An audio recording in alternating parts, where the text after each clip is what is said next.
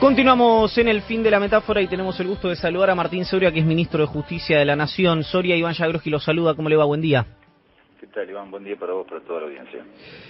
Ministro, a ver, nos enteramos naturalmente por la publicación del destape de las visitas de los jueces, es archiconocido, la gente ya sabe que estamos hablando. Primero, como primera medida, la impresión suya, que bueno, se incorporó a la cartera hace poco tiempo, sobre esto. ¿Le parece normal? ¿Le parece una anomalía? ¿Le parece una representación gráfica de algo que ocurrió? ¿Cómo lo tomó? Bueno, no caben dudas que los ingresos de jueces y fiscales o funcionarios judiciales también a la Quinta de Olivos, lamentablemente es la confirmación, ¿no?, de lo que veníamos viendo ya con los ingresos de jueces y fiscales a escondidas a Rosada, ¿no?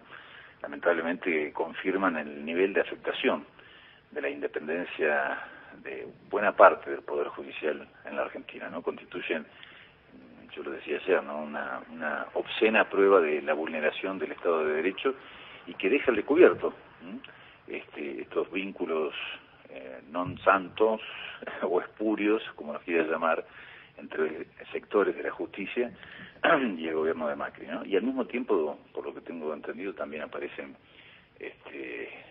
periodistas o CEOs de grandes grupos mediáticos, ¿no?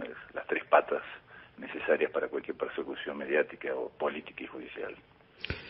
¿Va a tomar alguna decisión el Poder Ejecutivo a través de su representante en el Consejo de la Magistratura sobre este tema? Bueno, tengo entendido, ya hay denuncias, seguramente esas denuncias serán ampliadas por quienes correspondan, ¿no? No corresponde a mi rol institucional andar persiguiendo jueces. Eso lo hacía cuando era diputado.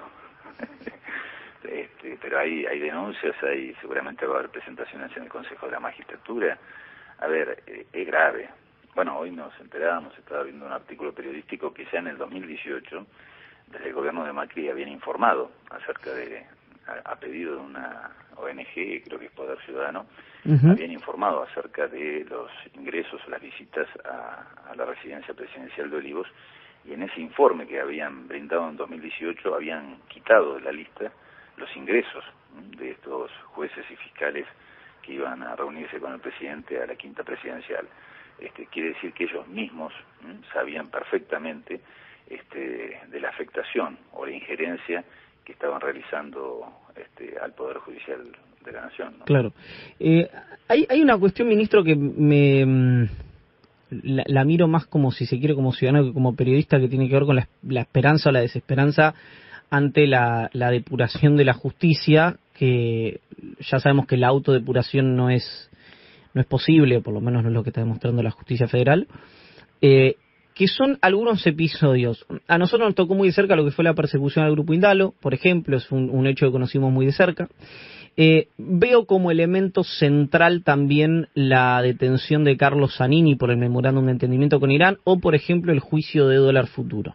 Como hechos, me parece a mí incontrastable de lo que fue la manipulación judicial durante los años del expresidente Macri. Ahora, tampoco veo un incentivo por parte de la justicia para revisar esas cuestiones, más bien veo una defensa corporativa. Primero le pregunto si usted advierte una situación similar a la que yo le estoy mencionando, y en tal caso, ¿qué puede hacer la política, no digo solo el gobierno, el Congreso, oficialismo, oposición, para tratar de resolver esas distorsiones que hubo desde el punto de vista de los procesos judiciales? Bueno, el presidente de la Nación lo explicó claramente desde un primer momento, ¿no? No solamente la mirada que siempre tuvo respecto del lamentable funcionamiento del Poder Judicial de un tiempo a esta parte, ¿no? Lo ha dicho en campaña, tanto él como la vicepresidenta, y forma parte de la agenda del Frente de Todos, ¿no? De hecho, el presidente explicó claramente que él tuvo una mirada inicial acerca de este tema. De hecho, planteó que al sacar los servicios de inteligencia de los tribunales, ese poder del Estado iba a poder encontrar precisamente el espacio para revisar decisiones que notoriamente iban en contra de la Constitución y las leyes argentinas. De alguna manera lo que está pasando ahora en Brasil, yo lo decía en algún otro medio, debería pasar en la Argentina, ¿no? Donde algunos, fíjate lo que pasa en Brasil, Iván, algunos sectores del Poder Judicial al verificar que jueces, fiscales violaron la Constitución, las leyes y montaron prácticamente un Estado paralelo para la persecución política de todo aquel que pensara diferente, comenzaron la propia justicia a revisar la actuación de ese propio poder del Estado. En nuestro país, y esto lo ha dicho el presidente incluso, en nuestro país, por lo menos en este primer año, esto no pasó, porque no es que hay un solo juez involucrado, no hay un solo moro.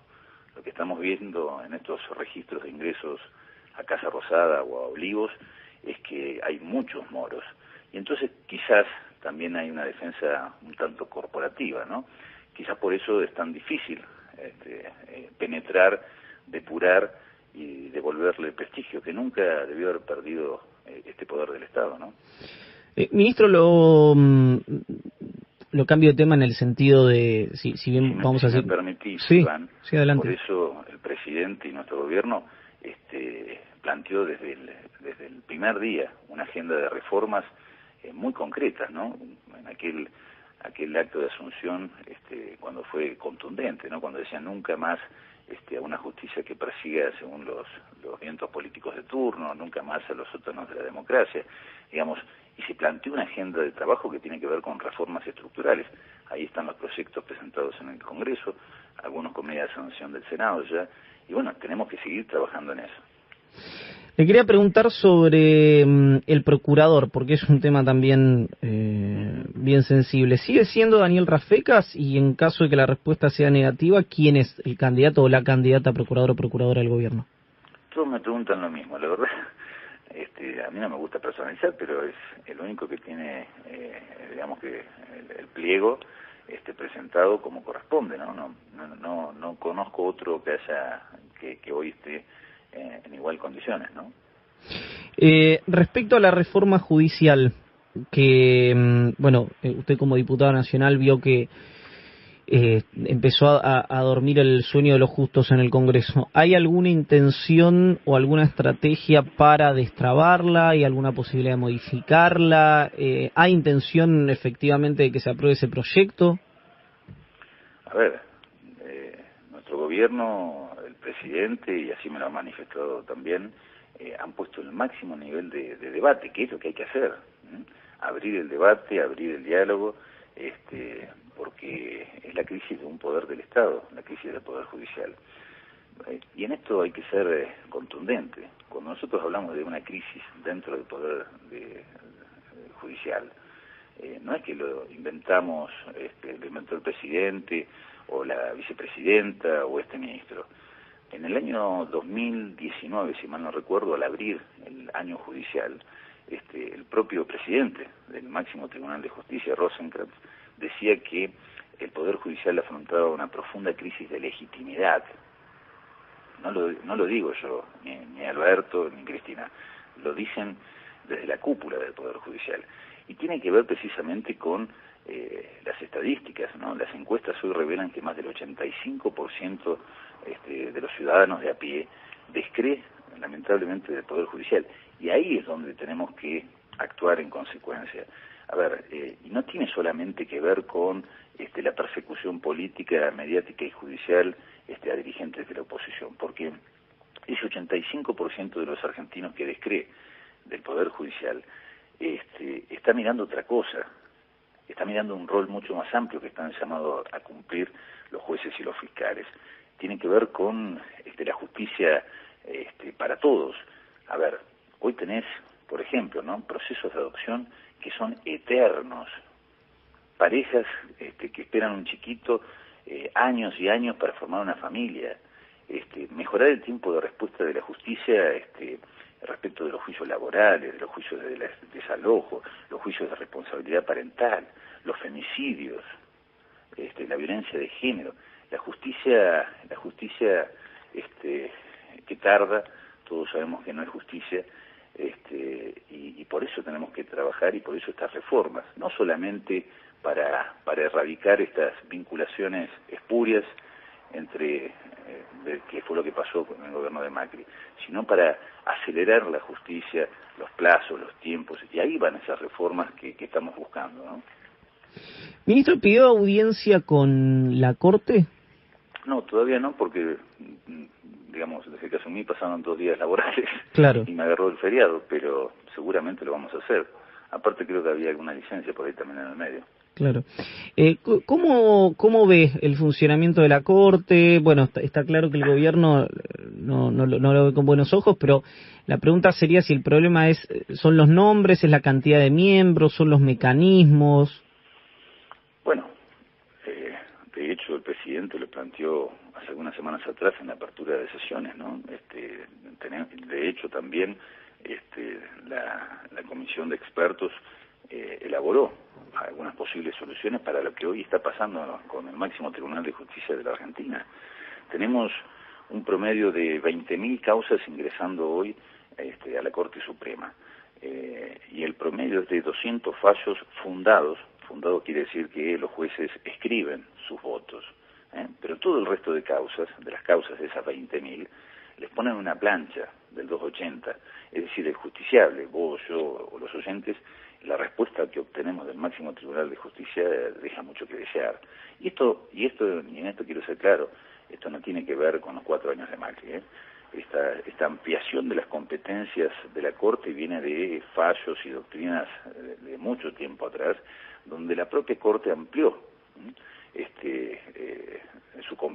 su propia competencia, no solamente a las cuestiones de constitucionalidad, sino también a temas de arbitrariedad. Por eso el presidente anunciaba la idea de presentar un proyecto para debatirlo, para consensuarlo, con la creación de un tribunal de garantías, ¿no? Para que revise todas esas cuestiones de arbitrariedad, que muchas veces no obtienen respuesta o los votos, o le ponen una plancha del 280, ¿no? ¿Y hay fecha para eso o se está conversando para la presentación de ese proyecto? No, lo estamos conversando, lo estamos analizando, también tiene que ver con el momento histórico y con lo que la Argentina vive, ¿no? Claro. Además ya tenemos varios proyectos con media sanción, digamos, en esa temporalidad. Creo que no hay tampoco que apresurarse, ¿no? Claro. En un año no podemos resolver una crisis que lleva décadas y que terminó de eclosionar con el macrismo, ¿no? Con estos ingresos a Casa Rosada o a la Quinta de Olivos. Claro. Le pregunto la última cuestión, ministro, que tiene que ver con una pregunta similar que le hice al comienzo del reportaje. Estamos hablando con Martín Soria, ministro de Justicia de la Nación.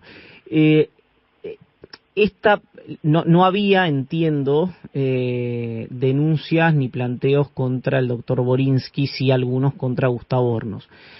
Nos enteramos de esto el jueves y bueno, era feriado y mañana es el primer día en el que vuelve a trabajar el Consejo y donde se debería ver si ingresa alguna denuncia por mesa de entradas o algo por el estilo.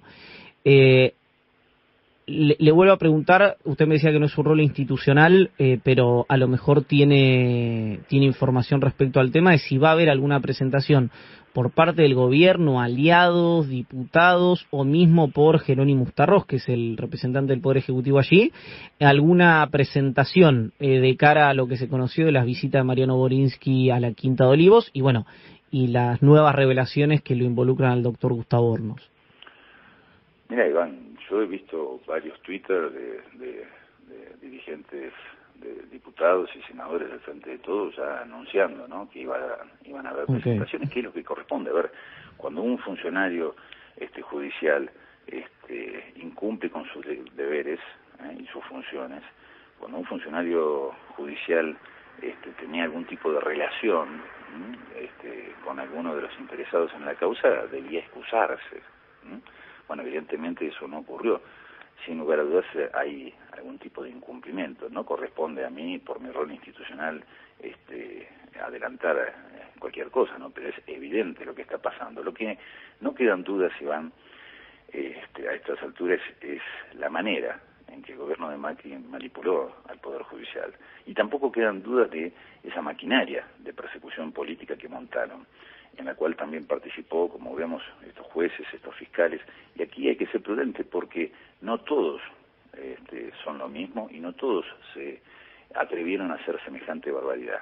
Son un puñado de jueces y fiscales que por lo general obtienen el reproche de todos sus pares, porque no es bueno, no es prudente meter a todos en la misma bolsa. Y quizás estas cosas a muchos argentinos y argentinas les resulte alejado de sus preocupaciones cotidianas, esto que pasó, ¿no? Cómo el gobierno de Macri manipuló al Poder Judicial para perseguir políticamente a sus opositores.